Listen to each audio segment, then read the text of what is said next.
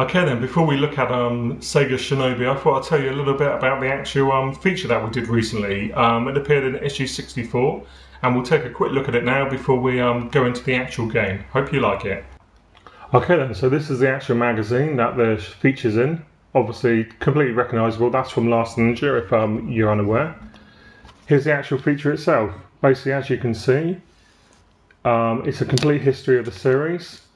We take a look at why the series is so popular, how it diminished over more recent years,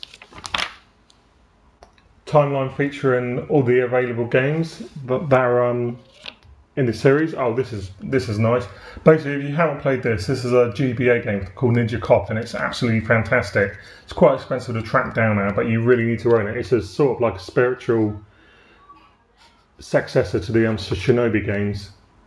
And then here's a look at the convoluted storyline. So basically everything you need to know about the classic franchise. So before we carry on, let's take a look at the actual game itself.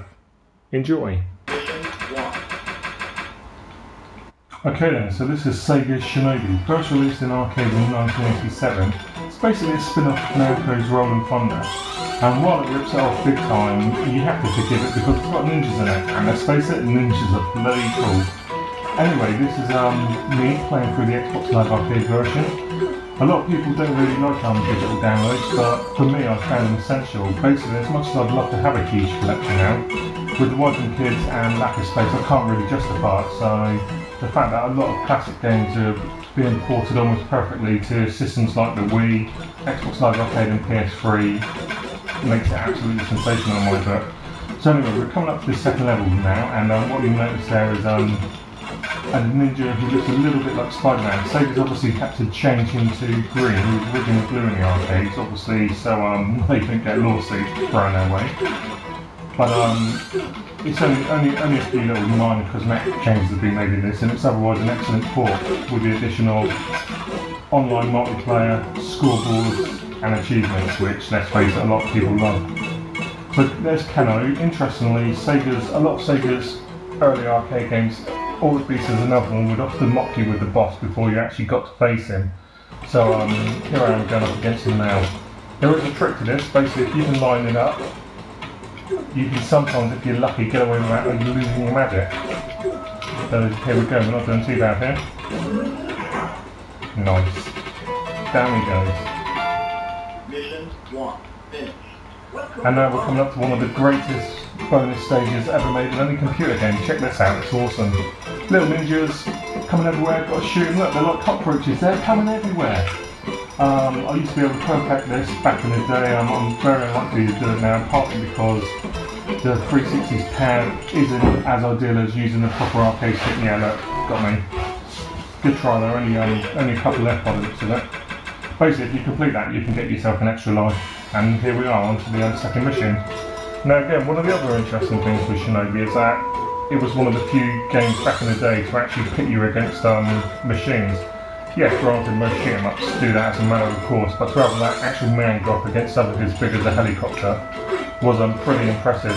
This feature was carried on throughout the rest of the series, and it's pretty standard, as is the use of Joe's magic, which got expanded in some of the later games, most particularly Revenge of the Shinobi on the Mega Drive. And the rescuing of kids pretty much stayed in the series as well. So there's your boss, again, taunting you before flying up. Bugger. Okay, so it's starting to get a bit trickier now. Obviously, guys are just materialising from everywhere. You've got to be really careful what you're doing. But with enough practice, it paid its own rewards. I used to play this back in the day in our local Circle K because they foolishly decided to get an arcade machine in, and after a while I was able to credit it on 20p, which was pretty good going, although it didn't go down too well with the manager of the shop because I could easily be on the machine for 40 minutes. Not lots of life so far, it's going pretty well. These blue ninjas are a bugger.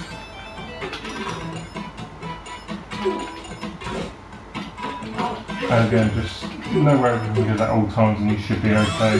Collision detection is nice and tight in this game. Animation it's good. It's not quite as good as it could have been circa the late 80s, but you can't really moan. I think I'm going to die here. Yeah, look at that. And again, that was the actual stick, and not due to me, honest. Let's try it again now. Interestingly, Shinobi had quite a few ports, but the PC Engine and Master System ones are generally the best. PC Engine one lets it down slightly because while the graphics are absolutely sensational, it's missing an entire level and the bonus stage is going. And seeing the bonus stage is like one of the best things about the game. It's, you know, it's a bit of an oversight why they had to take it out. With the Master System one, a few differences. However, it's got a nice energy bar, so you don't have to rely on taking one hit. The graphics are obviously not as good, but structure-wise it's pretty much the same as the original arcade game, and there's a nice touch where you don't have to bother rescuing all the kids if you don't want to, and you can still complete a stage. The 8-bit versions, if I'm entirely honest, just really weren't up to much top. They did try, but they're just let down by hardware and poor conversion codes. So here we are at the boss. Jump over, again pretty straightforward. Take out these ninjas now. We're going to have some more missiles come down and you can fly at those and take them out. Basically, if you work them out right, there's no reason to lose your magic, and every time you don't use your magic, you'll get yourself a nice 5,000 point bonus, as we see here. Lovely jubbly.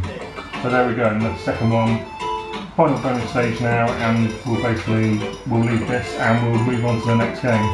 We did do a big look back at the history of Shinobi back in issue 64. You can't miss it because it's got the last ninja on the cover.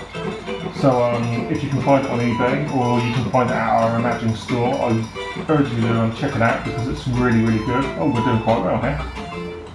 Oh, look at that. So that's a great way to end the run through. So I'll see you a little later with something else exciting, possibly a virtual console game, but we'll see how it goes.